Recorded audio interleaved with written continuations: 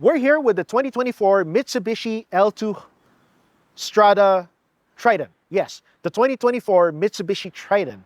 The latest in a long line of Mitsubishi Tritons, Stradas, L200s, whatever. And this car is 5% bigger, 50% stiffer, and possibly 60% more badass than the old one? I'm not really sure, but we're here to find out.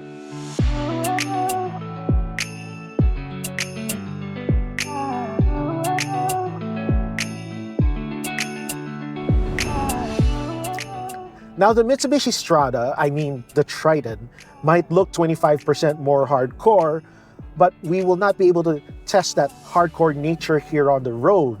This is, after all, just a two-wheel drive GLS. It's not going to go as far off-road as the 4x4 Athlete. That said, you can feel that this is indeed a manly pickup. It tends to jiggle around over humps and bumps and expansion joints, especially with those big 18-inch wheels. That said, it is not as rough as the worst pickups in class, but not as smooth as some of the best. In terms of handling, it's actually pretty good. You expect out of a Mitsubishi. Mitsubishis tend to handle well despite their truck chassis. We're not going to go drifting in this. We're not going to go high-speed highway carving in this because, let's face it, you're not going to be doing much of that in traffic anyway, not with this car. The steering is rather nice. It's hydraulic steering, so it is steady on the road, and it isn't particularly light, unfortunately. You get that hydraulic feel, that hydraulic steadiness, but in parking, you need to do a little bit of arm twirling. This is not a car for those who skip arm day.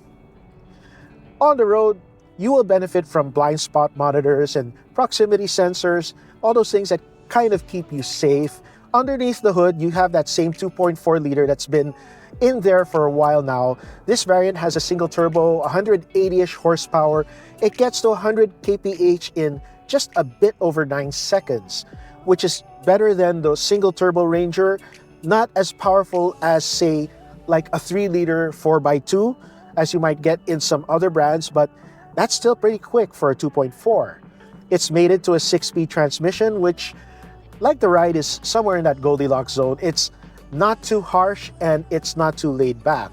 It gives you rather quick shifts, but not very snappy and not jarring. And you don't get paddle shifters here, but you do get a plus-minus gate on the shift lever, which is rather helpful if you're going up or down hills and you want to lock it in gear for that extra traction. In terms of fuel economy, we're seeing somewhere around 7-ish to 8-ish kilometers a liter around town. Granted, I haven't been driving this long and the traffic hasn't been that bad. You can do 19 to 20 on the highway at a straight run, but that is at the current average highway speed. Given the traffic nowadays, you're doing 60 to 70 kph, and that's a tip from Tito Niky. If you want better economy, stick to 70 kph. Now, the Triton has a thoroughly modern interior. You've got soft touch leatherette everywhere. You've got leatherette here, soft touch materials. Of course, you don't get the leather seats of the Athlete, but you know, given this weather, I think cloth seats are a plus. You've got great leg room, you've got great elbow room, you've got great headroom, and with this movable steering wheel, it goes back and forth as you will. You do have great ergonomics. That said, it's got a sort of old world charm to it. All the shapes are chunky and they're very simple. You don't have this giant console that's all the rage nowadays sticking up into your space and distracting you. Instead, you have something nice and low and out of the way. If you're in a work jacket or if you're coming out of the field, you've got room to move around, not like in some newer cars. And as part of that, you have physical controls for absolutely everything. Chinese manufacturers, are you listening? Everything has a physical control, even if you do have a touchscreen. So it's modern, but not modern. Of course, all the modern materials, and you know, you don't get a steel dashboard, but if you do want steel, there's some in there somewhere, which is kind of weird, but you know, it's nice. As you'd expect of a modern pickup, the Triton's rear seats are perfectly fine. There's good elbow room, there's decent leg room, and there's quite a bit of headroom. And the recline of the seats, even though they don't move, is enough for me to take a few short naps on the road. Unfortunately, while this is decent room, this is not the most legroom I've seen in a modern pickup, and that center seating position, you don't have much in the terms of foot room or knee room or whatever. Actually, this is best reserved for a small child. And while you do get USB-A and USB-C and 12-volt charging, you don't get leather, as in the front, and you don't get rear AC.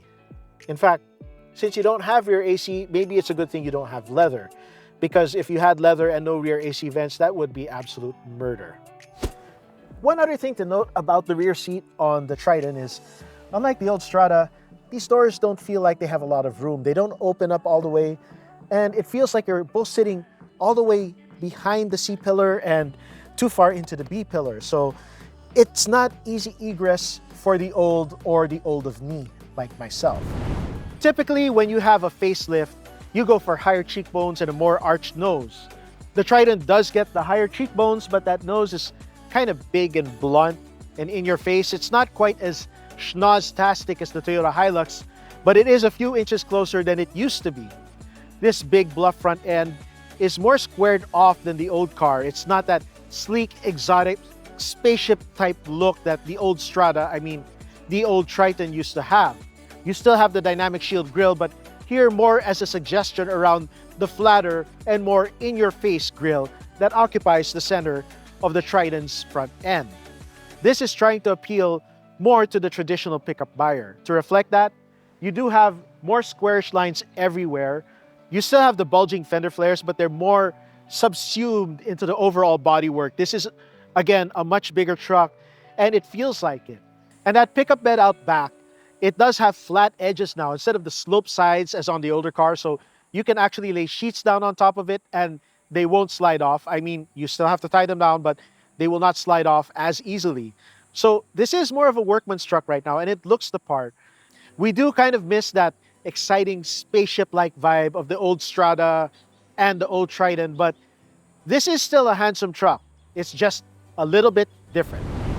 Maybe the more mainstream vibe is there for a reason. See, not only is this the 2024 Mitsubishi Triton, this will also serve as the basis of the 2024 Nissan Navara. Mitsubishi will be sharing this platform with Nissan, and sharing this with others means making it more suitable for more general tasks, more mainstream tasks and mainstream uses.